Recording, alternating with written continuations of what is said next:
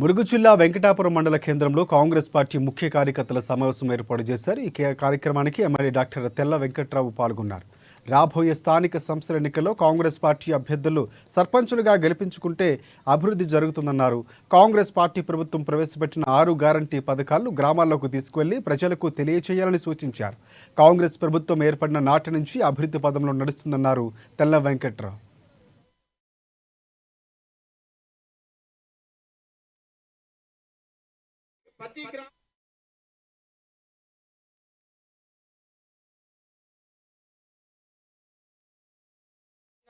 ఎవరైతే గట్టి కష్టపడతాడో అతనే లీడర్. మనం చెప్పుకోవడం కాదు, లీడర్ అందరం లీడరమే. కాకపోతే సమస్య వచ్చినప్పుడు మన గ్రామ పంచాయతీలో ఒక పని వచ్చిందంటే, ఒక ఎలక్షన్ వచ్చిందంటే, ఒక సమస్య వచ్చిందంటే ఆ సమస్య తెచ్చేటో లీడరు, ఆ గ్రామ పంచాయతీ గెలిపించేటో లీడరు.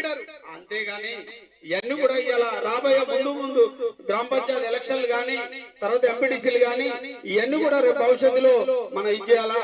మన్మోహన్ సింగ్ గారు చచ్చిపోవడం, దానివల్ల మనకి ప్రతి గ్రామంలో జెండా ఎగిరేయమన్నారు. అది ఒక కారణం వల్ల మనం ఎగిరేయలేకపోయినా. మన్మోహన్ సింగ్ గారు, మోడీ గారు ఏం చేశారు, ఆయన ఇవాళ ఆధార్ కార్డు ఉందంటే నువ్వు అమెరికాలో ఉన్న ఆధార్ కార్డు నెంబర్ కొడుతుంది. మన్మోహన్ సింగ్ పెట్టిన విషయం.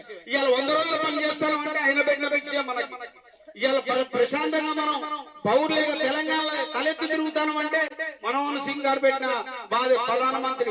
ఇప్పుడు మోడీ వచ్చి ఏం చేసిండు? మోడీ ఏమన్నాడు?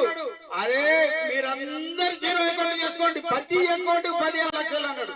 10 అకౌంట్లకు 15 లక్షలు కాదు, 0 అకౌంట్ కూడా డిలీట్ చేసేసారు, తీసేసారు బ్యాంకు వాళ్ళు.